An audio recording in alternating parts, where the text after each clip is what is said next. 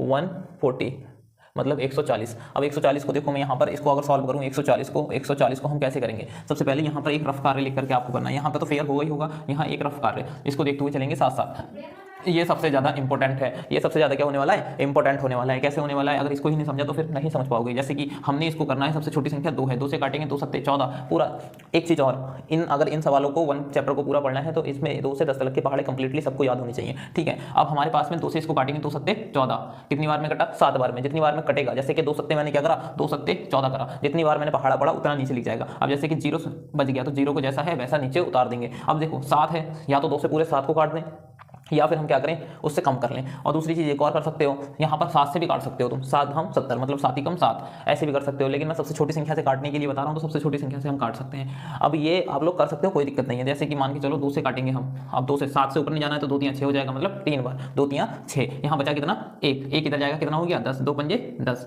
अब इसको 5 से काट देंगे, 5 सत्ते 35 और 7 ही कम 7। अब देखो इसको हम इस तरीके से भी कर सकते थे। एक और तरीका अगर मैं बताऊँ, इसको आप लोग 140 है तो इसको 7 से काट सकते थे। 7 दूनी कितना होता है 14, पूरा कट गया ना एक बार में, 7 दूनी 14, ये 0 जैसा था वैसा आ गया। अब इसको आप किससे काट सकते हैं, 5 से, 5 चौक 20, पूरा कट गया ना।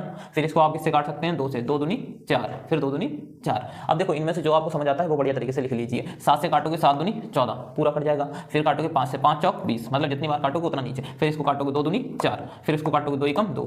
तो ये ऐसे करके लिखना है। अब यहाँ वाले सवाल से करोगे तो नीचे से ऊपर ऐसे ऐसे ऐसे करोगे, और यहाँ से तो ऐसे करके सीधे अपना फैक्टर लिख दोगे। ये आपके पास है, जैसे कि 2 सबसे छोटा सबसे पहले आएगा, फिर 2 है, फिर 5 है, फिर 7 है, मतलब सबसे छोटी संख्या लिखते हुए चलनी है। तो यहाँ पर तो 2 जोड़े बन रहे हैं, तो 2 जोड़े बन रहे हैं तो इसका हम स्क्वायर कर सकते हैं, गुणा 5 गुणा 7 कर सकते हैं। ये हमारे पास आंसर हो गया।